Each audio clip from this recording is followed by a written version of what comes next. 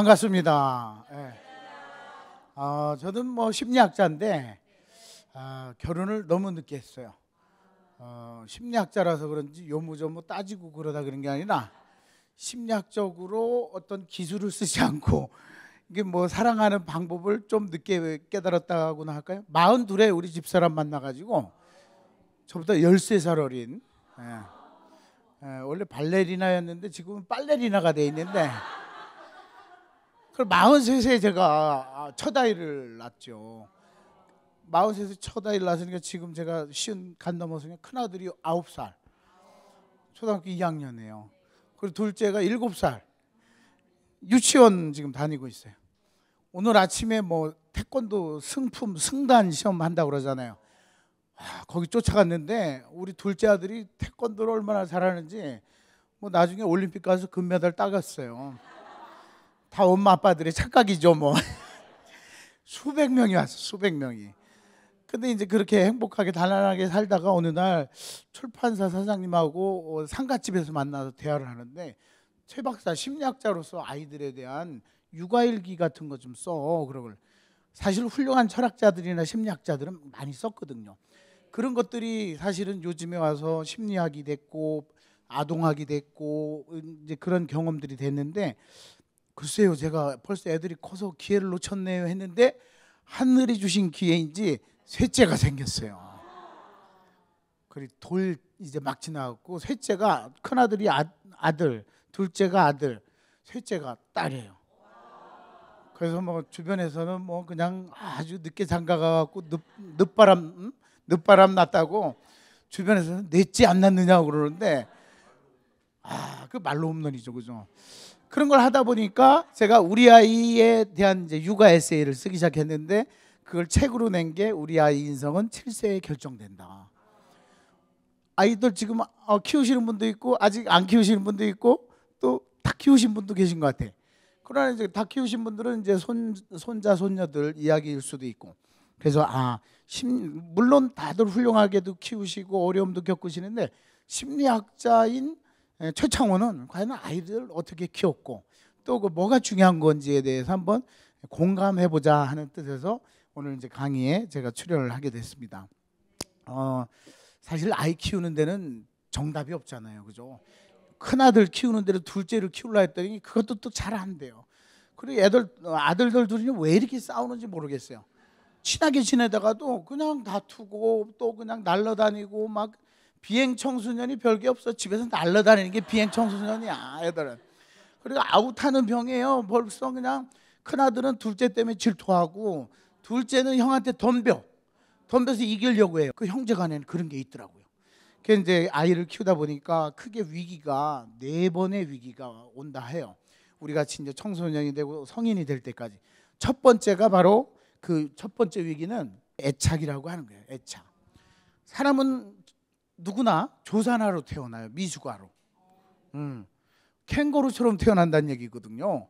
왜냐하면 임신기간, 수태기간이 길수록 태어나는 동물들은 바로 걸어요. 그죠? 뭐 소도 그렇고 말도 그렇고 코끼리도 그렇고 태어나면 걸어.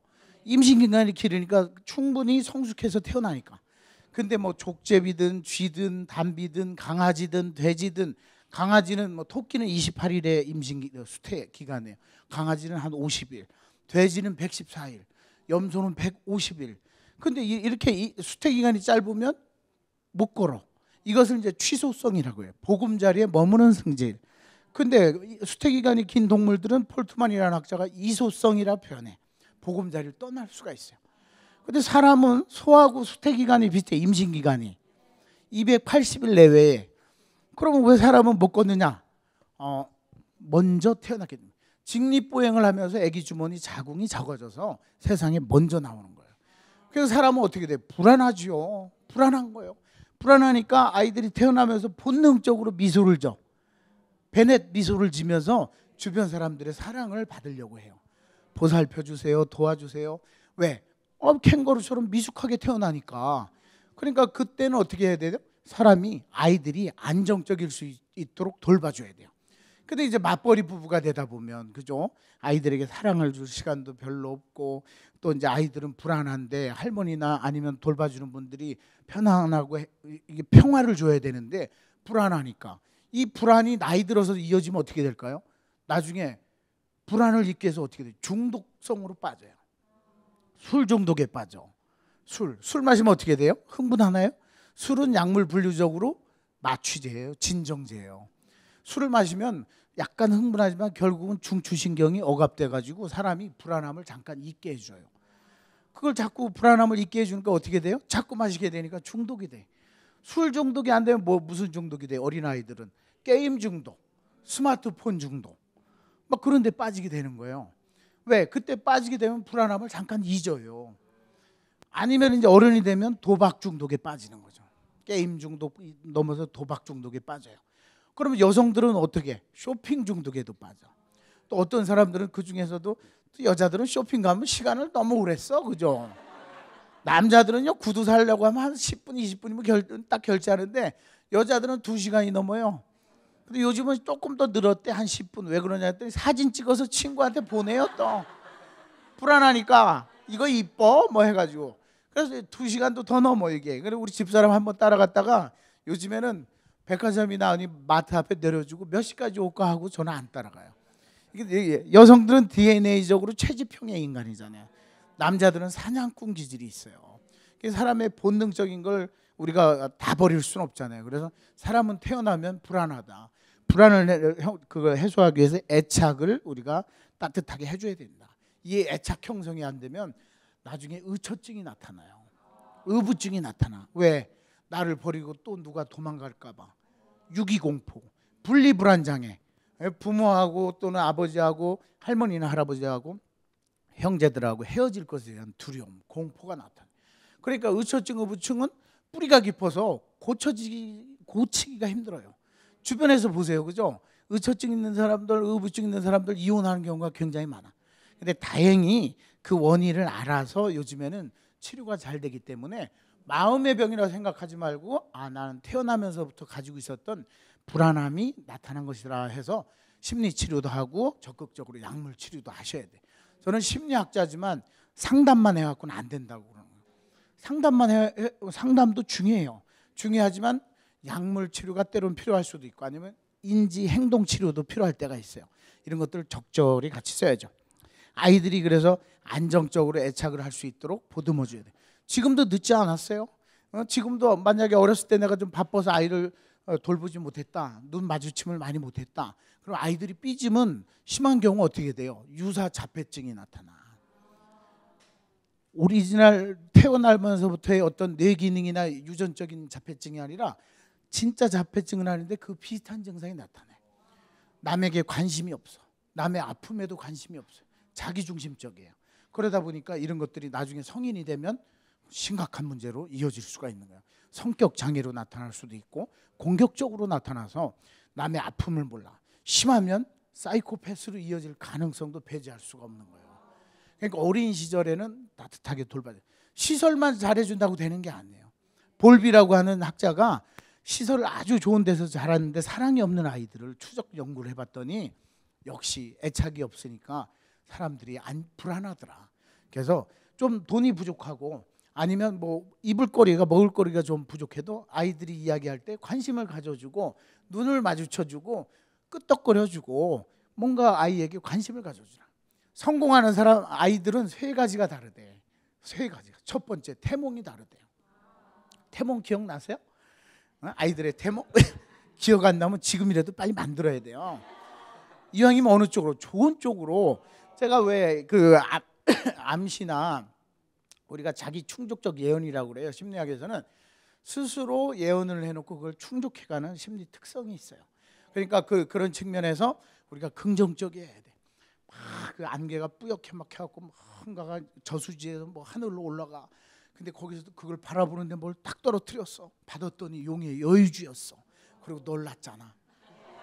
너는 세상에 큰 인물이 될 거야라고 기대를 하고 사랑을 주는 아이하고 저수지에서 꿈틀거리는데 뭐 하늘로 올라가는데 뭐 뚝 떨어지는데 받으니까 미꾸라지요. 그 미꾸라지를 가지고 추어탕을 해먹고 놀랐잖아. 추어탕도 좋지만 이왕이면 용의 여의주로서 뭔가 기대와 사랑을 가지면 얼마나 좋겠어요, 그죠? 저는 그래서 우리 큰아들의 그 태몽, 둘째 아이의 태몽, 셋째 아이의 태몽을 긍정적으로 자꾸, 왜 사람 하루에도 수십 번의 꿈을 꿔요. 근데 그 중에서 좋은 걸 기억하라는 거지. 그건 뭐냐? 긍정적으로 사랑과 기대를 가지라는 거예요. 이게 아주 중요해요. 피그말리온 효과라고 들어보셨나요? 하버드대에서 실험을 해요. 쥐를 가지고 여기다 쥐를 주면서 이 쥐는 스마트한 쥐요, 똑똑한 쥐요, 잘 키워야 돼. 대학원생들에게 여기다 쥐를 주면서는 스튜피드한 바보 같은 쥐요, 멍청한 쥐인데 죽이지 않고 잘 키워. 보름 있다 테스트할 거야. 2주일 있다 보니까 여기는 이 쥐들은요 똘똘한 쥐가 돼 있어요. 밥도 잘 찾아가고 뭔가 미로 달리기도 잘해. 근데 여기 있는 쥐들은 가만히 보니까 아이고 관심도 없어. 뭐 그냥 밥도 제대로 안 먹고 미로 달리기도 관심이 없어요. 2주일 만에 쥐가 이렇게 변해? 깜짝 놀라는 거예요. 학교에 가서 실험을 해봐도 똑같은 아이들이 1년 지나니까 달라지는 거예요. 사랑과 기대는 사람들의 능력도 변화시킨다는 그런 신화에 빗대어서 피그말리온 효과라고 그래요. 긍정적으로 기대해주고 아이들에게 태몽을 좋은 걸 기억해줘요. 두 번째는 이름이 좋더라는 거예요. 성명학. 좋은 이름을 가진 사람은요, 미국하고 영국에서 심리학자들이 조사했는데 수명도 길어요. 근데 나쁜 이름을 갖잖아요. 그러면 남자들은 평균 수명이 2, 3년 짧아져요. 그러니까 이름도 중요하다니까. 남자들은 여자들보다 더 예민해요. 사회적 스트레스도 더 많이 받고. 근데 여자들은 좋은 이름을 갖잖아요. 평균보다 더 오래 살아. 근데 좀 이상한 이름들 있잖아요, 그죠? 우리나라에도 그런 이름들이 있잖아요. 뭐 이렇게 방송으로 나가면 안 되니까 나쁜 이름을 가졌다. 근데 여자들은 수명이 안 짧아져요. 왜 그럴까요? 독하니까. 남자 여자 냉장고 속에 집어넣어도 여자가 더 오래 살아. 오래 살아요. 여자들이 체지방을 가지고 있어서 평균 수명이 우리나라가 8년, 남자가 더 길지만 러시아 같이 추운 지방 가잖아요. 여자가 12년 더 오래 살아요, 평균. 또 여자들은 여성 호르몬이 있어서 심장병이라든가 이런 것도 덜 걸린다니까요. 확실히 그래. 그리고 또 남자들이나 여자나 이렇게 막 장마철에 비가 오고 막 저 위기에 빠지잖아요. 여자들은 기다릴 줄 알아. 근데 남자들은 나대다가 죽어요. 자기가 강물 건너가고 누구 구조대불러 온다고 가다 떠내려가고 무슨 백화점 무너졌잖아요. 그럼 여자들은 기다려. 물방울 똑똑 받아 먹으면서. 남자들은 벽돌을 하나 둘 빼. 그러다 무너져갖고 깔려 죽어. 남자 여자의 그 차이도 있잖아요, 그죠? 근데 하여튼 여자들이 그 성명학적으로도 그렇지만 이왕이면 좋은 쪽으로 다 이름을 붙여주고 해줘야 된다. 이것도 하나의 심리적인 거예요. 저 같은 경우도 이름이 최창호지만 창성할 창자에 넓을 호자예요. 널리 창성하라는 뜻이잖아요. 으뜸 최자를 써가지고 아주 널리하라. 얼마나 좋아요. 근데 어머니가 어디서 또 이런 걸 보셔갖고 부적처럼 이름을 써갖고 오셨어. 어렸을 때 이걸로 다 불려야 너 더 큰 사람이 된단다 하는데 저는 제 이름에 그냥 만족하고 살아요. 요즘은 왜 개명을 쉽게 해주느냐면 이렇게 심리적인 것도 있고 또 사회 범죄적인 것도 있어서 그렇긴 하지만 심리적인 게 중요해요. 또 하나가 밥상머리 교육이 중요하다는 거예요. 성공하는 집안은. 이게 이스라엘 교육의 가장 핵심은 뭔지 아세요? 전 세계 노벨상의 30% 이상이 유태인들이에요. 근데 그 사람들이 왜 그렇게 해서 노벨상을 많이 타는지를 분석을 해봤더니 밥상머리 교육이 좋은 거예요. 밥상머리에서 대화하면서 아이들에게 관심을 가져주고 우리가 막 그 대화할 때 아이들에게 지식을 전달해 줄 필요는 없다는 거예요. 그냥 아이들에게 질문을 던져주고 아이들이 스스로 답을 찾아갈 수 있게. 좀 쉽잖아요, 그죠? 우리가 답을 주려고 하면 힘들어. 가면서 이것도 인터넷 찾아야 되나 뭐 휴대폰 검색해야 하나 그러는데 뭐 답도 함께 찾아보면 좋지만 질문을 음악을 들었어요. 그러면 이거 누가 작곡했니? 이런 질문보다는 이 음악을 들으면 어떤 생각이 드니? 어떤 느낌이 드니? 하면서 아이들에게 상상력을 자극시켜 주라는 거죠.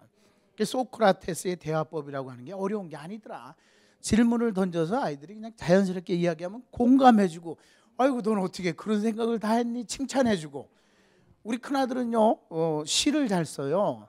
시를 잘 써. 근데 뭐 제가 그랬지. 나중에 이걸 묶어서 아빠가 책을 만들어 줄게. 그러니까 처음에는 시큰둥해요. 근데 아빠가 최근에 이제 책을 막 써서 막 많이 내니까 아빠 나도 책에 내 이름이 나갔으면 좋겠고 해서 이번 책에는 우리 아이들 이름을 다 뭐 많이 집어넣었죠. 그 애들 키우는 얘기니까 또. 그러니까 얘가 시집을 내준다고 하니까 요즘엔 더 열심히 쓰는 거예요. 근데 제가 보기에는 아주 뭐 감동적이거나 그런 시는 아니야. 예? 그래도 우리 집사람하고 같이 그냥 깜짝 놀라는 거야. 어떻게 이런 표현을 다 할 수가 있어? 그걸 막 그러는 거죠. 그러니까 이제 그렇게 하면서 밥상머리 교육을 조금씩 키워나가 주는 집안, 그런 집안에서 아이들이 잘 자라더라는 거죠. 그래서 결론적으로 1차 결론은 아이들에게 평온함, 평화를 주는 애착 형성을 잘 시켜줘야 된다는 거죠. 그렇지, 그런 집안과 그렇지 않은 집안은 많이 다르다 이거죠. 피그말리온 효과. 여기를 보세요. 한쪽은, 왼쪽은 고구마 줄걸 포항 스틸러스라고 하는 축구단에서 이걸 실제로 했어요. 황선홍 감독이 있을 텐데, 왼쪽은 칭찬만 해줘. 근데 오른쪽은요 막 나쁜 말만 해줘요. 보름 지나니까 이렇게 달라지는 거예요. 보름 지나니까 양파 가지고 주방에서 한번 해보세요. 양파 가지고. 그러니까 이걸 가지고서 포항 스틸러스에서는 교육을 통해서 선수들에게 그 다음부터는 막 그냥 승리를 하게 되고 우승을 하게 되는 계기가 돼요. 그러니까 실제적으로 사람 살아가는 모습들에는 이런 것들이 있더라. 또 어린아이 시절이 왜 중요하냐면 뇌 그 생리학적으로도 중요해요. 이때 이제 우리 뉴런이라고 하는데 여기서 정보를 받아가지고 여기를 따라서 쭉 이어져서 저 끝에서 다른 데로다가 넘어가면서 정보가 전달돼요. 근데 어렸을 때 경험도 많이 하고 음식을 잘 먹으면 이 부분이 있죠. 이 부분이 이렇게 결절이 생겨요. 그러면 정보 전달이 이렇게 직선으로 되는 게 아니라 점프해서 가. 그러니까 정보 전달이 빨리 되죠. 그게 무슨 얘기예요? 머리가 빨리 돌아간다는 얘기예요. 근데 어렸을 때 저런 경험이 없잖아요. 잘 못 먹고 하면 경험이 없잖아요. 그럼 저런 게 발달이 안 돼요. 왜 우리가 가난하고 힘든 나라의 어린아이들에게 뭐 돈을 지원해주고 쌀을 지원해주고 옥수수를 지원해줘야 되냐면 북한 아이들을 포함해가지고 나중에 어렸을 때 저런 게 제대로 안 되면 나이 들어서는 회복이 안 돼요. 회복이 안 돼. 그러니까 어린 시절에는 기본적으로 영향을 해줄 수 있어야 돼. 어떤 연예인이 방송에 나와서 그러는 거예요. 딸내미를 데리고 어렸을 때 전 세계를 여행했대. 근데 그 딸이 그걸 기억을 못 한다는 거야. 돈 아까워 죽겠대. 그게 아니야. 무의식적으로 암묵 기억 속에 이런 발달이 이루어져 있는 거예요. 그 딸이 요즘에 방송에도 나오고 하고 누구라고 하면 알만한 유명한 이경규 씨가 했던 얘기예요. 본인이 방송에서 한 얘기니까. 근데 뭐 지금 잘 컸잖아요. 왜? 그런 경험들이 이렇게 다양한 경험들이 만들어져야 우리가 벽돌로 얘기하면 네모난 거, 별 모양 아니면 동그란 거 다양한 경험 속에 만들어져 있는 거예요. 이런 기분이 돼 있어야 나중에 뭐가 창의성도 발달이 되는 거예요. 우리 말마다 창의성 얘기하는데 어린 시절에 그래서 가장 중요한 게 놀이, 그다음에 음악, 그다음에 미술, 이 세 가지는 꼭 해주라는 게 유치원을 만든 프레벨이라고 하는 사람이 주장이죠. 근데 중요해요. 그다음에 어린 시절 보면 뇌 발달이 뒤에서부터 이렇게 쭉 일어나요. 여기부터 이제 뇌 발달이 일어나면서 이렇게 이어지거든요. 그래서 맨 뒤에를 파충류의 뇌라고 하고, 그다음에 이제 2, 3세가 되면 이때부터 이제 감정의 뇌가 발달하기 시작해요. 그런 다음에 이때 이제 감정의 뇌하고 마지막에 대뇌피질, 영장류의 뇌가 발달이 골고루 이렇게 돼줘야 되는데 이렇게 발달이 될 때 나중에 치매에 걸리면 어떻게 되는지 아시죠? 거꾸로 이렇게 뇌가 이렇게 후퇴해요. 그러니까 과거 기억은 하면서 새로운 기억은 잘 못하죠. 그러니까 이런 것들이 이루어지는데 이게 다 바로 어린 시절에 아주 중요한 0세에서 4세 사이 이때가 이제 중요한 거고, 그 다음 단계가 이제 넘어가면 우리가 이제 그 좌뇌 우뇌 요 얘기는 좀 이따 하기로 하고, 두 번째는 이제 5살 무렵이 되면요 아이들이 엄청난 갈등에 빠져요. 이 시기가 되면 얼마나 심한 갈등에 빠지냐면 오이디푸스 컴플렉스라고 해서 아들들이 아빠하고 경쟁해. 그리고 엄마를 차지하고 싶어해요. 근데 아빠가 힘이 너무 세. 그러니까 아빠가 없어졌으면 좋겠어. 이걸 심하면 살부욕까지 느낀대. 그게 굉장히 심리적으로 어려운 시기인데 이때 남자아이들은 어떻게 돼요? 아빠를 미워하면서도 닮아가. 우리 드라마에도 있었어요. 아버지처럼 살기 싫었어. 근데 아버지를 닮아가요. 이걸 동일시라해. 그래서 남자로 태어난 아이들은 남성으로 발달해요. 근데 여자아이들은 또 엄마와 갈등해. 이상하게 엄마하고 애증의 강 비슷한 게 있죠. 이때 중요한 것은 남자는 남성다워져야 된다는 거예요. 또 여자는 여성다워져야. 요때가 되면 이제 막 아빠하고도 막 경쟁하기 시작하고, 심지어는 우리 아들들 같은 경우에는 지들이 이제 태권도를 배우니까 저를 이긴다고 막 생각을 하는 거예요. 막 태권도도 하고 힘자랑도 하고 막 그래요. 그러면 이제 놀아주고 그러는데, 노는데도 또 여러 가지 요령이 있어요. 아주 바쁘긴 하지만 처음에는 저도 이제 바쁘고 하니까 일요일 날 아이들이 유치원이나 초등학교 저학년 때 아빠의 모습을 그리라 그러면 자는 것만 그린다잖아요. 저도 그랬어요. 그리고 이제 일요일 날 같은 경우에는 제가 요즘에는 이제 좀 생각이 바뀌었고, 육아 에세이를 쓰면서 좀 바뀌어서 막내딸을 제가 봐요. 일요일 날 아침에 다 교회에 가요. 할머니까지. 그럼 우리 막내딸하고 저하고 둘이만 딱 있어요. 근데 우리 막내딸이 효녀야. 야, 이게 2살밖에 안 됐는데 돌 지났는데 엄마하고 할머니하고 교회 쫙 가잖아요. 그러면 조금 놀다 조금 있다 자. 그리고 교회 끝나고 올 때쯤 딱 깨요. 저는 이 아이를 위해서 무엇을 해주고 싶은 거. 너무 감사하고 너무 사랑스럽고, 그러고서 그냥 잘 놀고 그러니까. 근데 그걸 떠나가지고, 그리고 오후에는 우리 큰아들이 축구선수가 꿈이에요. 축구선수, 특히 FC 서울의 박주영이를 좋아해가지고 박주영 선수를 좋아하니까 유니폼도 그거 입고 실제 축구장도 같이 많이 가요. 근데 예전에는 축구를 같이 이제 해준다라고 생각을 하다가 제 생각을 바꿨어요. 저도 축구를 좋아하고 운동을 좋아하니까 이제는 나도 같이 하자, 그런 생각으로, 해주는 게 아니라 놀아주는 게 아니라 놀자 생각을 바꾸니까 저 일요일 날 오후에 같이 있는 시간들이 너무 행복한 거예요. 그래서 둘째도 같이 따라다니고 해갖고, 또 어느 때는 집사람까지 가고 편 먹고 아이스크림 내기를 해요. 그럼 실제로 막 그냥 서로 우기고 막 그냥 뭐 태클도 들어가고 막 그런 거야. 사람이 뭐 아이스크림 하나나 저 우리 어른들 저 축구샵 할 때 짜장면 내기 하나만 해도 변하거든요. 근데 이제 실제로 그렇게 하다 보니까 시간 가는 줄도 모르고, 그래서 함께 어우러지면서 아빠는 아직 내가 이길 단계는 아니구나, 이걸 심어줘야지. 그리고 아빠는 슛을 나보다 더 잘하는구나. 그래서 나도 아빠처럼 공부도 하고 책도 쓰고 박사가 돼야지, 이런 걸 자꾸 이제 무의식적으로 닮아가끔 해줘야 돼요.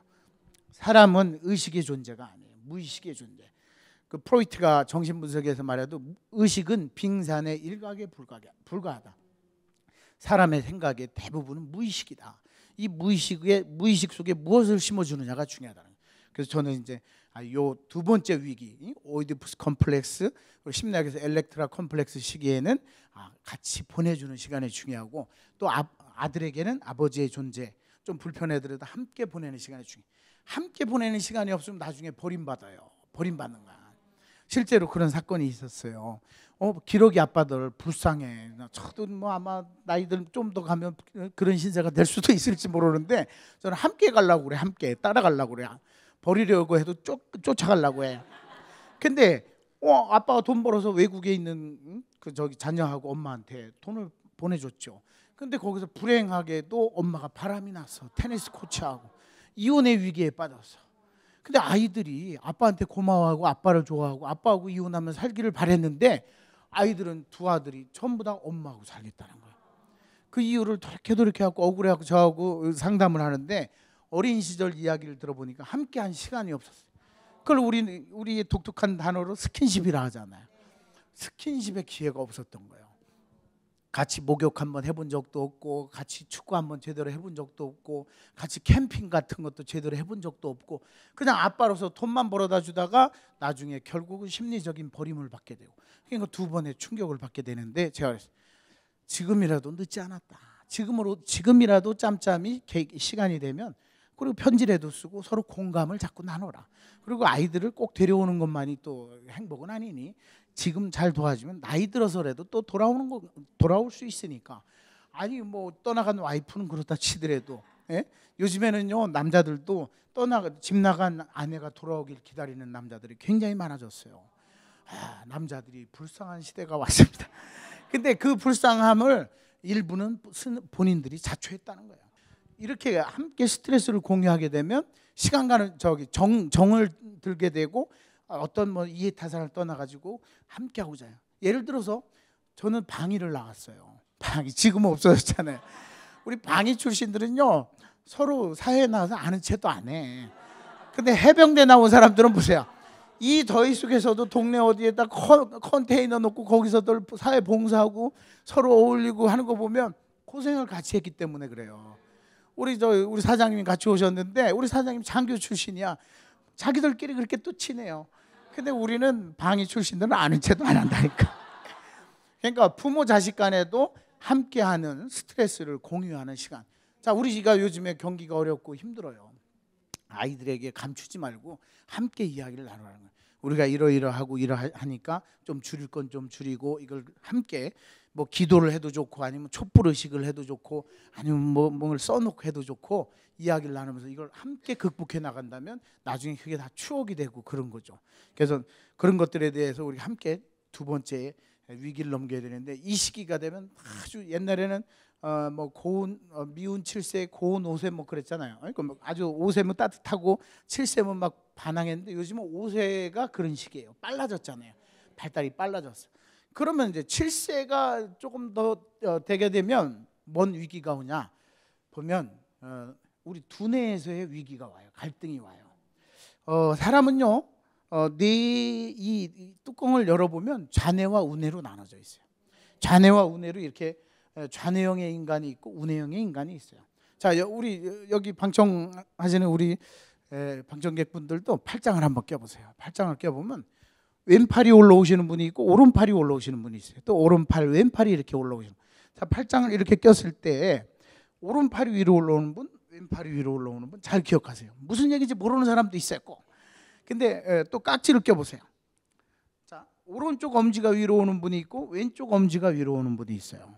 다리를 꼬고 앉아도 오른 다리가 먼저 올라가는 사람이 있고 왼 다리가 먼저 올라가는. 눈도 오른쪽이 지배적으로 포커스를 맞춰보는 분이 있고 왼쪽이 그런 사람이 있어요. 주로 신체의 오른쪽이 위로 올라오고 오른쪽 눈을 쓴다 그러면 좌뇌형이에요. 좌뇌형의 인간들은 뭐예요? 논리적이고 수리적이고 기계적이고 수렴적이고 언어적인 능력이 뛰어나요. 예전에 보면 그게 뭐예요? IQ가 뛰어난 분들이죠. 굉장히 언어와 계산 능력 같은 것들이 뛰어나.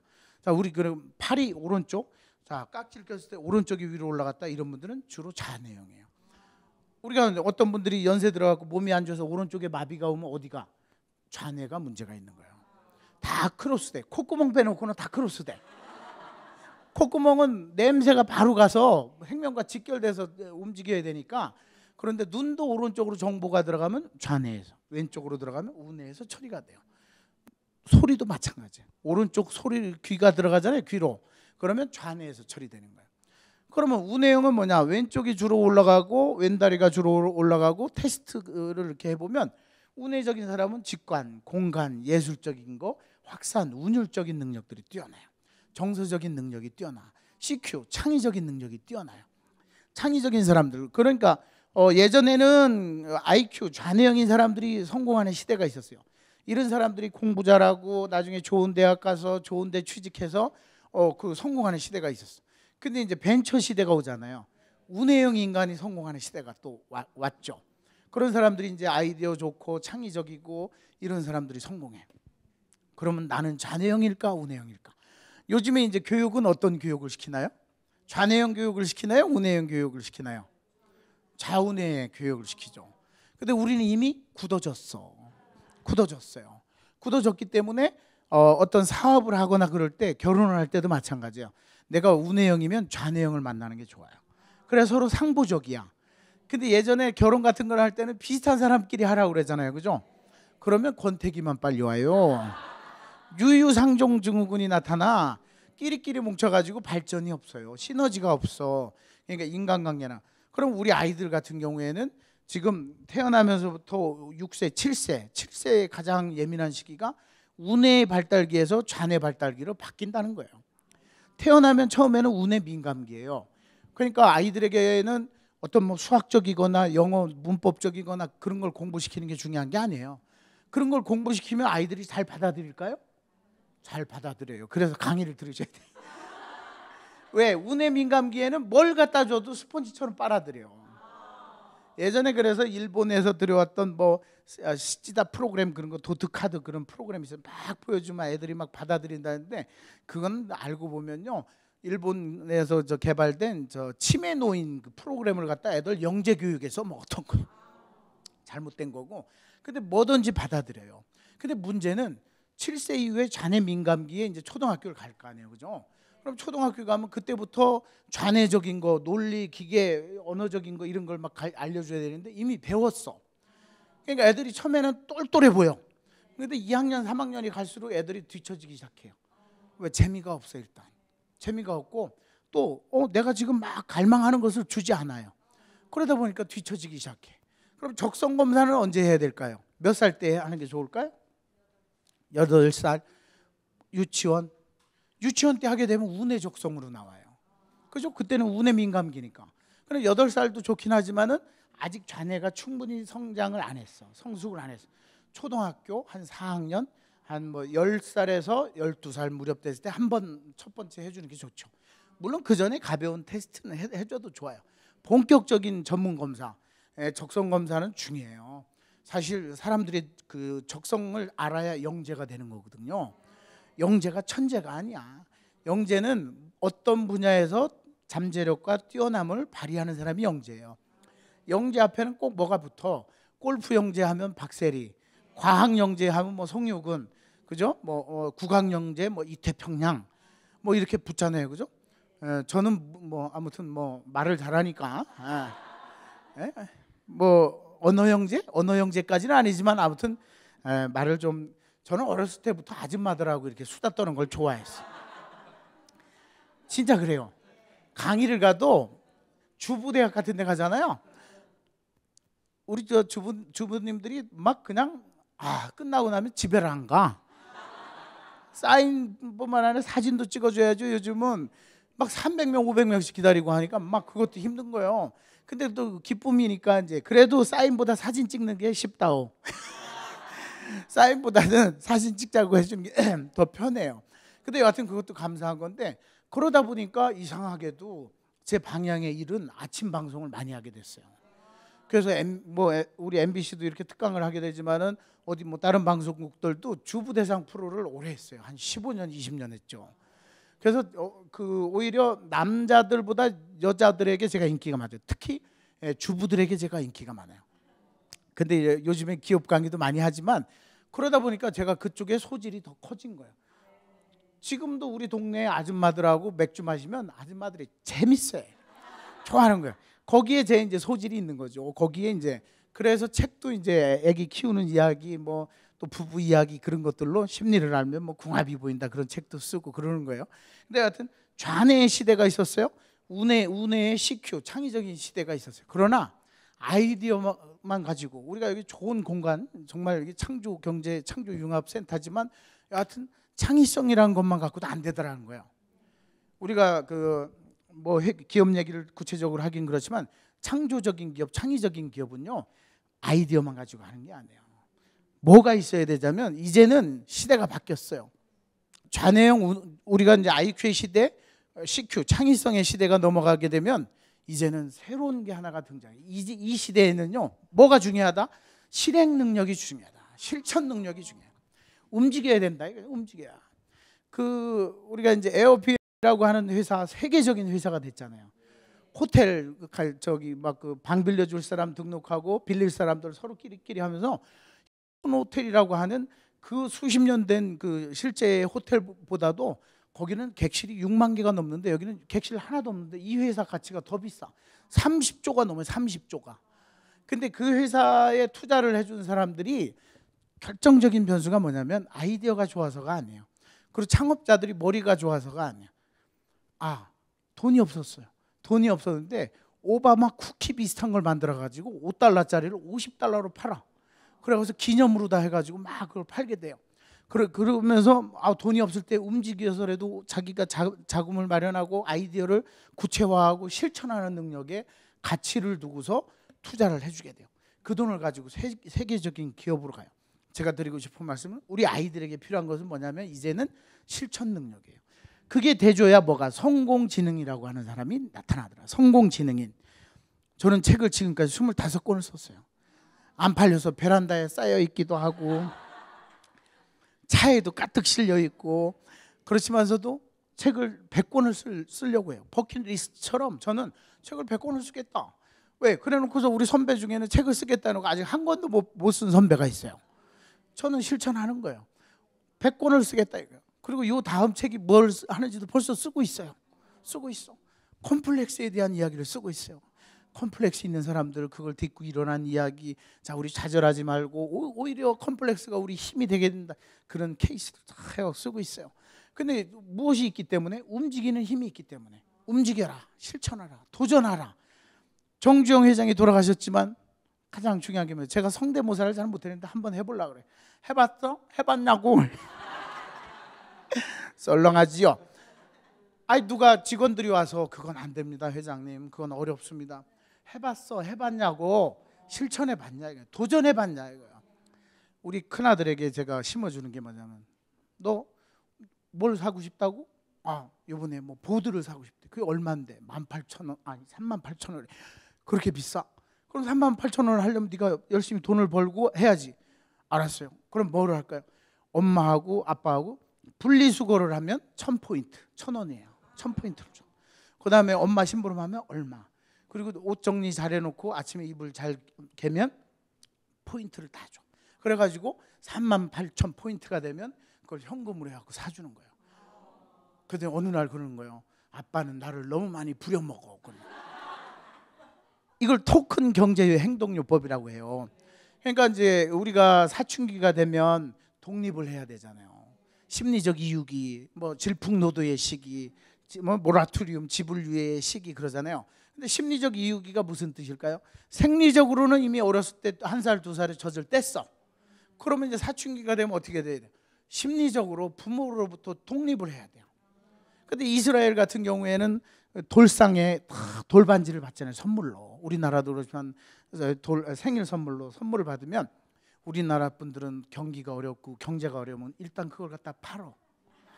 나중에 돈 벌면 해주지 해놓고서 그걸 안 갚어. 저도 그랬어요. 누구라고 할 것도 없어. 저도 뭐 카메라 이제 작은 방송국, 소형 방송국을 만들면서 카메라가 쇠대가 필요한데 돈이 부족해. 집사람한테 큰아들, 둘째 아들 반지 그걸 팔으면 어떨까 그랬더니 막 저보고 막 그건 안 된다 그래요. 그래서 제가 이제 잘 설득을 했어요. 대신에 이 사업이 잘 되면 큰아들, 둘째 아들 지분으로다 해갖고 내가 인정해 줄게. 그리고 현금으로도 줄게. 그랬더니 우리 집사람이 가만히 있어봐. 그것도 괜찮은 장사인지 투자를 해줬는데 아직 못 갚았어요. 책이 잘 팔려야 돼요. 하여튼. 근데 중요한 것은 그렇게 함으로써 이스라엘 부모들은요 그걸 잘 키워. 그리고 대학 갈 무렵에 이걸 줘요. 주고서 성공하라. 이걸 가지고 종잣돈을 내서 네가 경제적으로 독립을 하라. 그래서 심리적인 독립을 하려면 가장 중요한 게 뭐다? 경제적인 독립을 해야 돼요. 그걸 시켜주는 거예요. 그냥 공짜로만 돈 달란다고 다 주는 게. 우리 큰아들은 초등학교 2학년인데 일주일 용돈이 수요일날 5,000원을 줘요. 근데 5,000원 얘는 배포도 좋아요. 동네 친구들한테 뭐 막 사줘요. 5,000원을. 돈이 없어. 늘 부족하죠. 그런데 이제 엄마는 절대 안 줍니다. 그러니까 아빠한테 와가지고 이제 부족한 거 얘기하는데 저도 그냥 안 줘요. 뭐를 해서 뭐 했을 경우에만 해주는 거죠. 근데 우리 둘째 아들은 아직 그 경제관념이 없어요. 뭐 그냥 아빠한테 뭐 재롱 떨면 뭐 사주는 줄 알고, 오늘 같은 경우는 태권도 품새 그걸 시험을 보고 겨루기도 하더라고. 겨루기도 하고 그러는데 참 뭐 정말 귀엽기도 하고 웃기기도 하고 안쓰럽기도 하고 뭐 다양한 감정이야. 눈물도 핑 돌아요. 핑 도는데 탁 아빠 오늘 딱 잘했지? 잘했어. 아빠가 다 찍어놨지 그랬더니, 그러니까 원래 약속한 거 기억나? 제가 1년 전에 네가 태권도 잘해가지고 이렇게 하고 품새 따고 이렇게 하면 그 이제 승단 단 따면 어린 아이들은 이제 품 딴다고 하거든. 그거 하면 퀴즈폰 사줄게 그랬거든요. 얘가 아직 합격 통지서도 안 왔는데 아빠 뭐 사줘야 되는 거 알지? 그래. 1년 전에 그것을 7살짜리가 기억을 해가지고는 퀴즈폰을 해달라는 거야. 근데 그 해줘야죠. 약속했으니까 해줘야 돼. 우리 집사람하고나 아이들하고 약속은요 지켜야 돼요. 그래야 믿음을 주는 거고 그 신뢰가 쌓이죠. 우리 집사람은요 제가 늦게 들어가도 야단 안 칩니다. 우리 어느 날 그 내조의 여왕 어디 방송을 나갔는데 우리 집사람이 산후 우울증이 있었대요. 충격을 받았어. 심리학 박사의 마누라가 집사람이 산후 우울증이 있었다. 제가 자괴감이 드는 거예요. 자괴감이 들어. 그래가지고는 제가 이러면 안 되겠다 싶어가지고 우리 집사람에게도 좀 더 관심을 가져주고 해야 되겠다. 뭐 불만이 뭐야 그랬더니 저는 늦게 좀 집에서 오전 강의나 방송 없으면 늦게 나와서 오후에 움직이고 밤 늦게 들어간 스타일이에요. 그러니까 늦게 들어오는 게 너무 걱정도 되고 싫다 이거예요. 그래? 그럼 늦게 들어올 때 만약에 내가 11시까지는 들어오는데 늦으면 1시간당 벌금을 10만 원씩 낼게. 요즘은요 일찍 들어가면 짜증내요. 천천히 들어오라고. 대신 술만 조금 마시고 오라고. 누가 술만 걱정돼서 건강 때문에 그러는 거지 일찍 들어오고 늦게 들어오는 거 안 따진다 이거예요. 그러니까 그래서 약속을 딱딱 지키는 거예요. 생활비 줄 걸 미리 주는 거지 뭐. 근데 여하튼 간에 기분 좋잖아요. 그래서 뭐 서로 간에 짜증 좀 줄여가면서 서로 그렇게 해서 집안 분위기를 좀 바꿔가고 그러는 거죠. 중요한 것은 이제 우리가 성공하는 아이를 키우는 게 뭐 그렇게 중요하냐. 성공이라고 하는 것 자체는 돈을 많이 버는 것 그것도 성공일 수 있죠. 그러나 자기가 꿈꾸고 있는 것을 이루게 해줄 수 있을 때 그게 가장 중요한 거죠. 그때 이제 가장 중요한 게 부모가 해주셔야 될 게 아이들의 적성을 찾아주는 거다. 근데 적성을 찾아주는 거에서 중요한 거는 만약 아이가 운의 적성이다 그러면 부모님들은 좌뇌를 자꾸 자극시켜줘야 돼요. 예를 들어서 음악적인 소질이 뛰어나다 그러면 좌뇌적으로 수학을 공부를 더 시켜줘야 돼. 그래야 이 음악이 더 풍성해지는 거예요. 반대 적성을 자극시켜줘야 돼요. 예를 들어 우리 아이가 좌뇌 언어적인 능력이 뛰어나요? 그럼 우뇌를 우리가 자극시켜줘야 돼. 왜? 아이들은 자기가 적성이 있는 거는 즐겁고 재밌어서 흥미가 있어서 해요. 그러나 부족한 것은 부모들이 찾아서 채워주는 거지. 그렇게 했을 때 아이들이 행복해지고 우리의 미래에도 좋은 거죠. 또 가장 중요한 게 우리가 항상 꿈이 무엇인가를 자꾸 묻고 대화를 해주셔야 돼. 꿈에는 뭐가 우리 얼마 전에 영화에도 보지만 꿈에는 세금이 붙을까요? 안 붙을까요?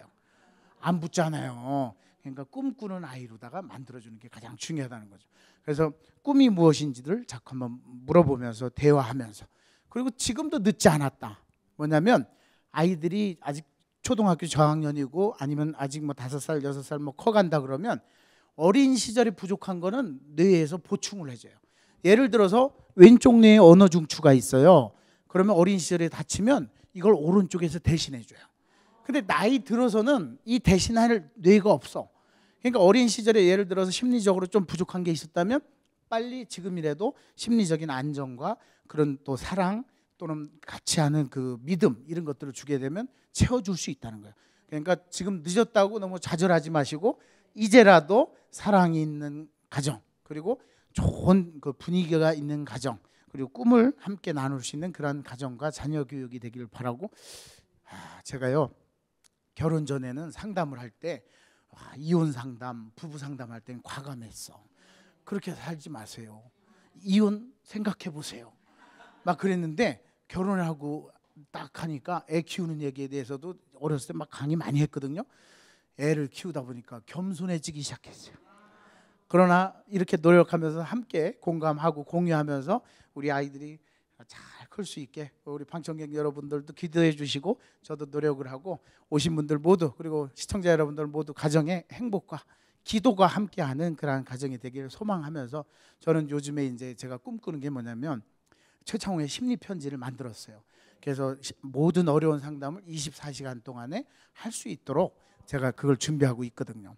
그래서 예를 들어 심리 상담 굉장히 살기 어렵다, 우울하다 그럴 때 제가 상담도 해주고 우리 또 전문가들이 있으니까 그것에 대해서 또 우리가 공감할 수 있게 답변도 바로 해주고 또 이제 제가 또 방송을 또 생방송으로도 이제 같이 하면서 인터넷 방송을 통해서 우리가 이제 함께 하고 그렇게 함으로써 우리가 우리 사회에 대해서 좀 봉사할 수 있는 것은 무엇인지 그걸 찾아보는 게 저희 또 의미죠.